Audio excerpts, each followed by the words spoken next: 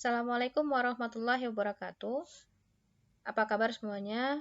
Hari ini kita berjumpa lagi pada pertemuan yang kedua, yaitu kita akan belajar tentang kenaikan titik didih larutan atau yang sering disingkat dengan delta. Namun sebelumnya, baik mari kita mereview dulu pelajaran yang sudah disampaikan pada pertemuan yang pertama, yaitu tentang sifat koligatif larutan.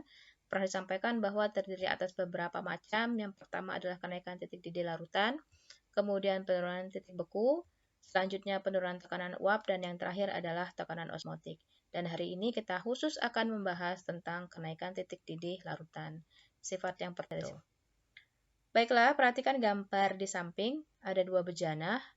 Pertanyaannya adalah apakah perbedaan di antara kedua gambar di samping? Nah, seperti kalian lihat, ada keterangannya, yang satu adalah pelarut, kemudian yang kedua adalah larutan. Tentu beda antara pelarut dan larutan ya. Kalau pelarut berarti masih murni satu molekul saja, misalkan air, hanya molekul air. Tapi kalau larutan, contoh larutan berarti kalau contohnya adalah larutan gula, larutan garam, maka dia tidak hanya ada air saja, tapi ada zat larutnya seperti garam dan gula tadi.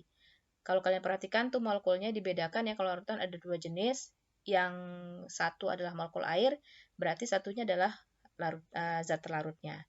Nah, perbedaannya adalah kalau pelarut murni hanya mengandung molekul air saja, tetapi kalau larutan mengandung zat terlarut. Tentunya hal ini akan menyebabkan terjadi perbedaan jika keduanya dididihkan. Kalau keduanya dididihkan, maka larutan akan memiliki titik didih yang lebih tinggi dibandingkan dengan pelarut. Kenapa? Karena larutan punya partikel zat terlarut yang akan menghalangi molekul-molekul air untuk bisa menguap. Seperti kalian ketahui bahwa mendidih itu adalah putusnya ikatan hidrogen pada molekul air. Nah, ketika ada zat terlarutnya, maka partikel-partikel tersebut akan menghalangi ya, partikel zat terlarutnya akan menghalangi molekul air untuk putus ikatan hidrogennya untuk bisa menguap. Artinya semakin banyak zat terlarut, semakin susah untuk mendidih, butuh suhu yang lebih tinggi ya, dan itu membedakan ketika dia hanya air saja yang dididihkan. Baiklah, selanjutnya adalah masih pada gambar yang sudah ditayangkan, maka kita akan bahas tentang kenaikan titik didih larutan atau sering disingkat dengan delta TB. Apakah delta TB? Delta TB atau kenaikan titik didih adalah selisih antara titik didih larutan dan titik didih pelarut murninya. Nah, ketika dua bejana ini yang terdiri dari pelarut dan larutan ini dipanaskan, maka dia akan mendidih ya, akan ada titik didihnya. Kalau pelarut misalkan air, maka dia akan mendidih pada suhu 100 derajat Celcius itu pasti ya, dengan tekanan 1 atm. Titik didih pelarut murni yang tidak ada zat larutnya kita simbolkan dengan TB0. Sedangkan larutan ketika dididihkan, maka tentu akan berbeda dengan pelarut murninya. Kenapa? Karena ada zat larutnya tadi ya, sudah dijelaskan. Artinya zat larutnya menghalangi proses penguapan dan butuh suhu yang lebih tinggi dibandingkan air saja. Kalau misalkan air saja dididihkan pada tekanan yang sama, butuh 100 derajat Celcius, maka kalau larutan tidak mungkin sama lagi, ya akan mengalami perubahan, misalkan 100,05. Semakin banyak zat larutnya, maka semakin besar pula, ya bisa jadi lebih tinggi dari 100,05.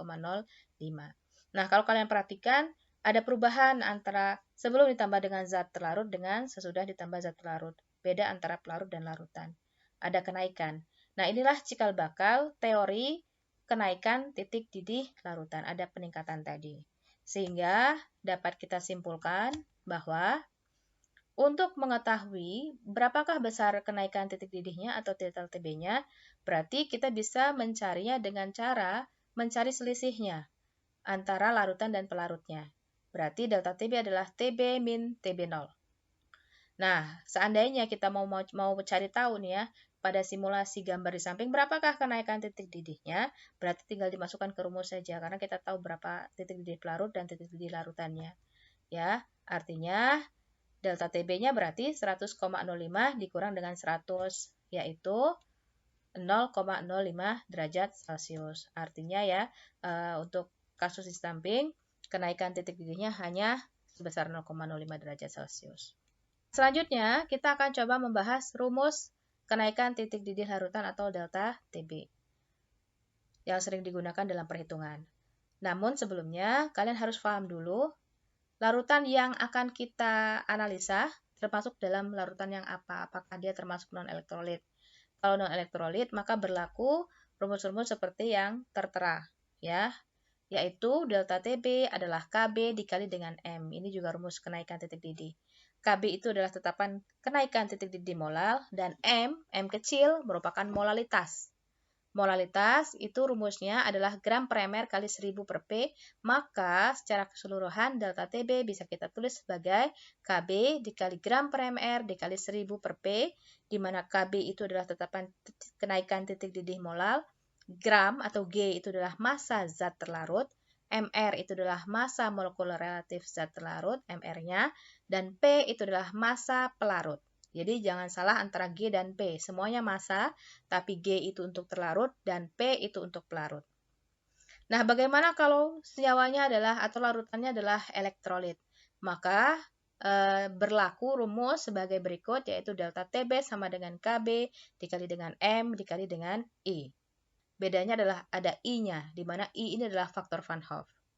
Nah, faktor Van Hoff sendiri, I itu adalah rumusnya 1 plus N min 1 kali dengan alfa.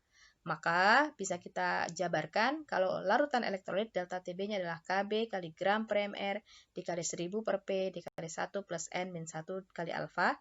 Nah, N-nya itu adalah jumlah ion pada senyawanya ketika dia terurai, dan alfa itu adalah derajat ionisasi.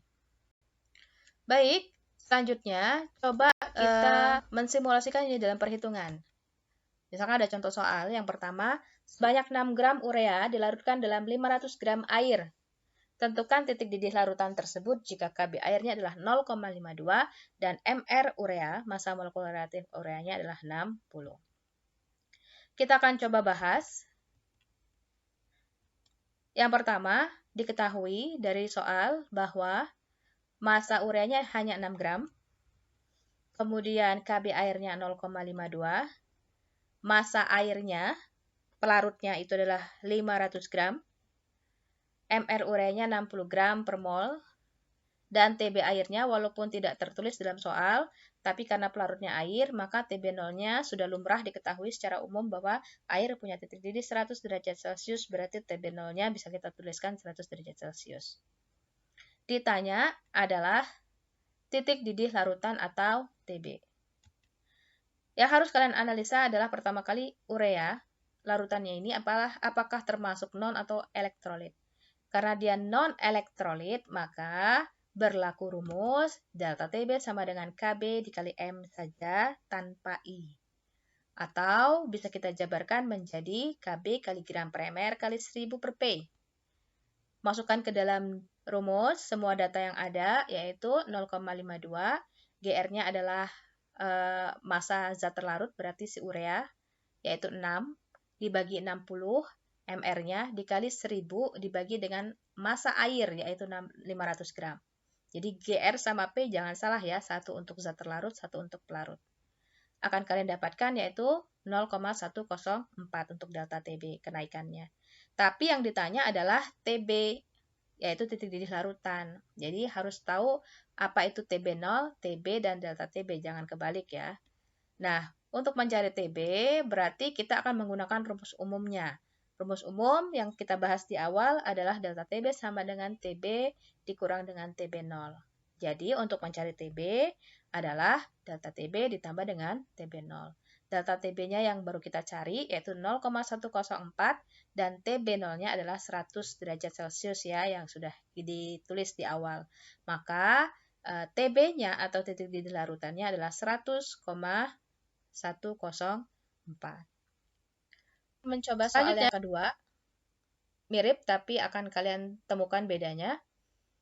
Misalkan sebanyak 100 gram garam dapur atau NaCl dilarutkan dalam 500 gram air. Tentukan titik didih larutan tersebut jika KB air sama dengan 0,52 dan MR NaCl sama dengan 58,5. Baik, kita jawab. Diketahui massa NaCl-nya atau garam dapurnya adalah 117, berarti NaCl bersifat sebagai zat terlarut. KB airnya 0,52, massa airnya, pelarutnya adalah 500 gram, TB 0-nya adalah 100 derajat Celcius. Nah, NaCl merupakan salah satu senyawa elektrolit. Coba nanti dibahas lagi ya. Ini pernah kalian pelajari di kelas 11 mengenai elektrolit dan non-elektrolit. Dibuka lagi materi-materinya untuk tahu ciri dari senyawa elektrolit itu seperti apa, non-elektrolit itu seperti apa. NaCl termasuk yang elektrolit, maka kalian harus tahu N-nya. N itu adalah jumlah ion pada senyawa itu. NaCl terdiri dari Na dan Cl. Na-nya 1 buah, Cl-nya 1 buah. Berarti jumlah ionnya 2, maka N-nya sama dengan 2. Alfa sama dengan 1. Tidak disebutkan dalam soal berapakah derajat ionisasinya. Kalau tidak diketahui, kita anggap 1. Alfa itu paling besar 1. Ya. Kalau disebutkan misalkan 0,1, 0, atau 0,5, maka alfanya seperti itu. Tapi kalau tidak disebutkan, kita anggap sebagai karena dianggap terurai sempurna ya, maka nilainya sama dengan 1. Baik, ditanya adalah titik didih larutan atau TB. Informasinya adalah NaCl adalah larutan elektrolit. Ini menentukan rumus yang kita pakai. Maka delta TB-nya adalah Kb dikali dengan M dan ada I-nya, faktor Van Hoff-nya karena dia elektrolit tadi ya. Perhatikan rumus di awal tadi, jangan salah memilih. Maka kita jabarkan. Delta TB adalah Kb dikali M-nya gram per ml kali 1000 per P dikali dengan I-nya adalah 1 plus N-1 kali alfa. Masukkan semua data, kemudian kalian lakukan perhitungan, akan dapat nanti delta TB-nya adalah 4,16. Lalu, yang ditanya adalah TB bukan delta TB. Berarti setelah dapat delta TB, kita coba masuk ke rumus umum. TB-nya berarti delta TB ditambah dengan TB0, yaitu 4,16 ditambah dengan 100, TB0-nya yaitu 104,16